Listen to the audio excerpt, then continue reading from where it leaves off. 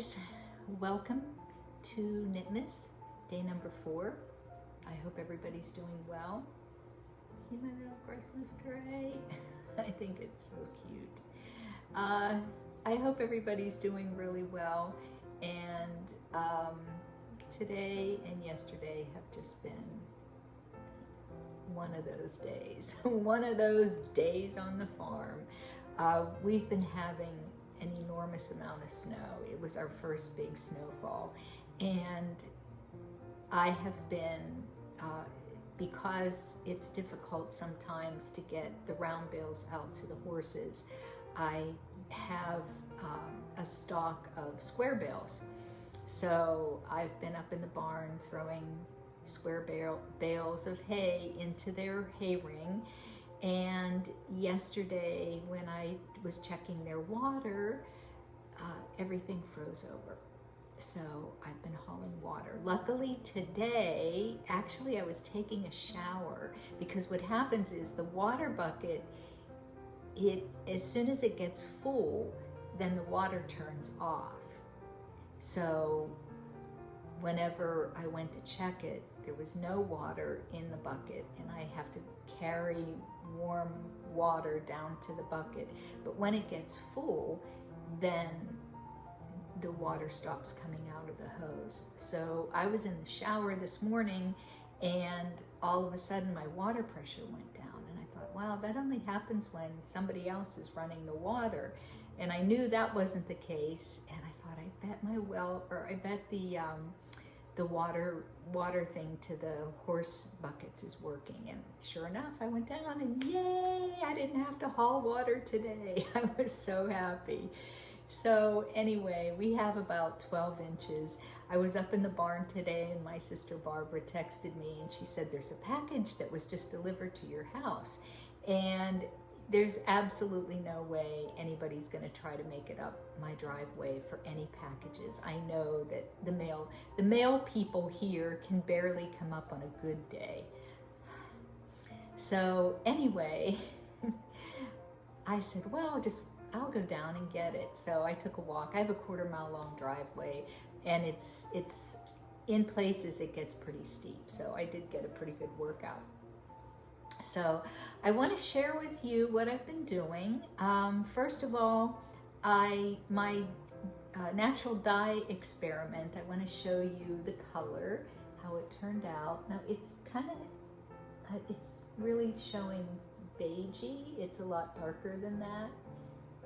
Let's see if I can. See, I'm using my iPad because my phone is broken, and I can get text messages, I can record, but I can't hear when somebody calls me on the phone, and they can't hear me, I can't hear them, and when I go to record anything, the video speaker doesn't work. So I looked into purchasing a new phone, and it's not going to come until the end of January. So I have to do something with my phone before then. So I had an appointment today, and there was no way I was going anywhere today. So I'm going to try to navigate my way down the driveway tomorrow and see if I can get this fixed. So right now I have my iPad propped on a chair on top of a cup. So that's the only way I can actually talk and you can hear me. So anyway, right there, that's what it looks like. And I really like that color. I think it turned out nice. So I'm going to be making some tassel hats for Christmas. And I thought that I would pair these two colors together. I thought that would be very nice. See there, that looks nice. Oh, that looks really nice. I like that. Yay. Okay. So, see my little Christmas tree. It makes me happy. Just to look at it, it makes me happy. And then I'm not going to try to fuss, but my other tree is over there. So, and then the other yarn, I'm going to have to dye this again in a really dark color. It just, I don't know, it just didn't turn out. It's still a little damp. So now I will follow a recipe. I didn't the first time.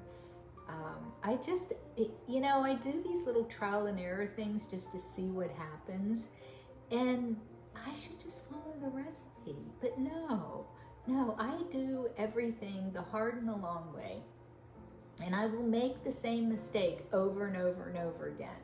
Trust me, I do that. So I'm not going to do that with this. This is beautiful wool. This is wool that came from the Taos wool mill in New Mexico, and they don't exist anymore. And I have several skeins of an off-white, and it's probably a worsted, or maybe, I don't know if it's bulky. I wouldn't call it bulky, but there's tons of it, and it's really soft. It's really nice. Yeah, and I know it's going to make incredible hats. So I'll get these done tonight because I have to get presents in the mail tomorrow. I think this would look nice. These two colors I think would look nice together. Can you tell I like all the earth tones? So I have been baking like crazy, and I will share with you the end of the video. If you don't want to watch it, it's me baking a Christmas cake from this book. And this is the Three Rivers Cookbook. So Three Rivers being Pittsburgh, The Good Taste of Pittsburgh. And this is book number 2. I don't know, I'm gonna have to look through my cookbooks, and I don't think I have book number 1, which I know you can still get these online. But this is, Pittsburgh is a really unique town, and years and years ago, we were the steel mill, the steel mill town of Pittsburgh. We are the Steelers of Pittsburgh, but we also, we were a very industry-laden community. And at one point, I don't remember this, but at one point, it, by the end of the day, if it snowed, the snow was black because, people were using coal in their furnaces, and the steel mills, were producing at prolific rates, and downtown Pittsburgh on a good day was always very dark. There was so much pollution. But I'm going to say, there's just been this resurgence over the last, I'm even going to say 40 years, maybe even longer. I think in the 70s, things really started to change. And one of the first things I remember from the 70s, I was in downtown Pittsburgh, close to the Point, and they had the very first Three Rivers Arts Festival. And it was very small. There were just a few artists exhibiting their paintings and things. And now the Three Rivers Arts Festival is huge. It's ginormous. So they came up, this book was published in 1981. So I think this book is probably, the 2 books are to commemorate the resurgence of Pittsburgh. And it's just a really diverse, beautiful community. It's downtown Pittsburgh. It has the stores, and the atmosphere has completely changed from when I was a little girl and used to go shopping in Pittsburgh. Many of the stores are not there anymore, but the replacement with things is just incredible. Like Market Square, Market Square used to be the market. They had fish and cheese and all those things. And now it's all restaurants, and they have, every year they have an ice skating rink, and you can watch people ice skate, and they have coffee shops, and just all these little mill communities are now changing, and they're just, they're very upscale. Shadyside, Lawrenceville, all those places that were primarily the small little homes of all the mill workers are now these really upscale shops and restaurants, and it's just, it reminds me of, and I'm sorry, I don't know where to look here or there. I'm trying. I'm gonna look. If I look there, I know I'm looking at myself. So if I look up there, I think that'll do it. So anyway, it's just a really changed community. And I was in Seattle, Washington several years ago, and Pittsburgh reminds me of Seattle, Washington. It just has that feel. It's very clean, and there are so many fun things to do in Pittsburgh. So if you ever get a chance, come visit Pittsburgh. It's really a great place. Okay, I digress. So anyway, this is the Three Rivers Cookbook. And what they did with this cookbook, turn a short story into a long story, right? What they did is they highlighted all the little communities of Pittsburgh, and people donated their recipes. So you get to see all the different locations of Pittsburgh, and they have, you know, beverages, and then they'll have the person that contributed that particular recipe, you'll have their name. So the cake that I picked, I believe this is a house over on the north side of Pittsburgh, and this is called the Victorian orange peel cake, and would be a good bake ahead for Christmas.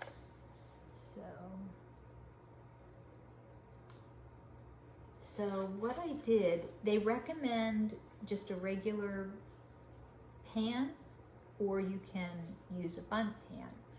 And of course, I didn't do either of those suggestions. I never follow directions. That's why things either turn out really good or they're a major catastrophe with me. So this calls for, you have to grind up 3 large oranges, the peels, and it calls for raisins, but I substituted cranberries, and you put those in with the mixture of the oranges. And then the other thing that it calls for is 3/4 a cup of buttermilk. And then you bake this in the oven and let it cool. And then when you're done, you take fresh orange juice, a 1/2 cup of sugar, and 2 tablespoons of dark rum. And I didn't have rum, so I just used imitation rum, and you pour that, you flip the cakes over. I made little tiny, like the little banana bread rolls. I made those rather than the cake. And you flip the cake over so that the top is down, and then you pour this orange syrup mixture over top of it, and you let it sit there for a little bit. And then you can actually just leave the cake, you know, just put it in some container and leave it out, or if you're not going to eat it for a while, you can stick it in the refrigerator. And you can use walnuts, which I did. I added some chopped walnuts. And boy, it makes the house smell so good. And oh, it was fun to make that. So I am going to share that with you as well. So we'll take you on a little baking adventure. And then tomorrow, I am going to share with you my pitzel making recipe and how I make my pitzels. So, and I'll tell you a little bit about the history of pitzels as well. So anyway, I think that's it for today. I think I might have a special guest at some point. I'm not sure just yet. I'm going to keep my fingers crossed. And special guest, you know who you are. And I'm not going to say your name in case you decide to change your mind. So anyway, I hope everybody is enjoying being nice and warm in the house. I hope you have a nice fire, and I hope you enjoy the cake. And then I do have some scenes of me not carrying buckets of water down. That wouldn't be a pretty sight. Actually, I almost slipped and fell on my keister a couple times, especially when I was going down the driveway. I hit some spot and I was like, woo! So, but just going up to the barn and the back of the house with the whole farm, the whole back is just all lined like a windbreak with the Norway spruce. So, and today I picked some more of the branches to make some more Christmas wreaths. And I'll share this with you.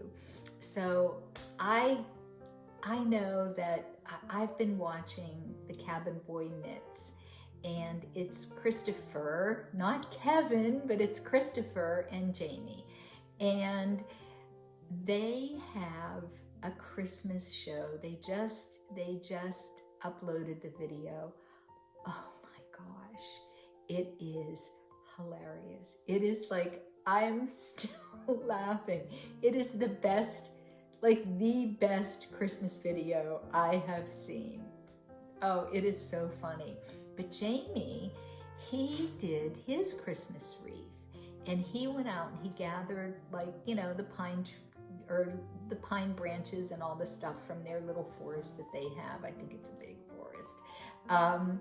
And he went, I guess, to a local florist or somewhere, and he got all different kinds of greenery to add to his wreath. It is gorgeous. It is so pretty. And I was like, oh, there's my little wreath. But I said, mine's just as pretty because it came from here. So, but next year, I'm going to see if I can find some of the thing. I can't remember the stuff that he used, but it was, oh my gosh, it was just beautiful, just beautiful. So, so I've been watching them, and I just love watching them. But, oh, here's what I wanted to tell you. My brain just goes in every direction. So on one of the episodes, Christopher was doing a natural dye pot using the pine needles. And he was experimenting with that. And then he said, you can make a tea from pine needles. And I thought, wow. And he said it was really, really good. You can add lemon and honey. And I thought, wow, that sounds fun. All you have to do is just pour, put the pine needles in a jar and pour hot water and let it steep for a little bit, and you've got a nice refreshing tea, and it's supposed to be really good for you and everything. So last night I tried the tea, and I had some pine needles and I steeped them in hot water, and I added a little bit of lemon, and it is really, really good. It's so good. But then after I drank the tea, I thought, oh, I wonder if there's like any side effects to the tea. And it said that there are certain pine trees that are like poisonous or toxic. Luckily, the Norway spruce is not one. It's not one that's toxic, but it was after I drank it. And then I was like, oh, I wonder are there any side effects, or are there any good healing? The healing properties have to do with, like, it keeps you from having congestion, and it's just, has a lot of healing properties to it. So after I read it, I was like, what did I do? But I'm here to tell the tale. Norway spruce does not cause any ill effects at all. It makes you feel really good. It's a really good tea. So I have some more steeping, and I think I'm gonna add a little bit of honey to that tonight. So that'll be my evening drink with my magazines and my knitting. So anyway, enough waffling. I hope everybody is nice and warm, and I will see you soon. Bye for now.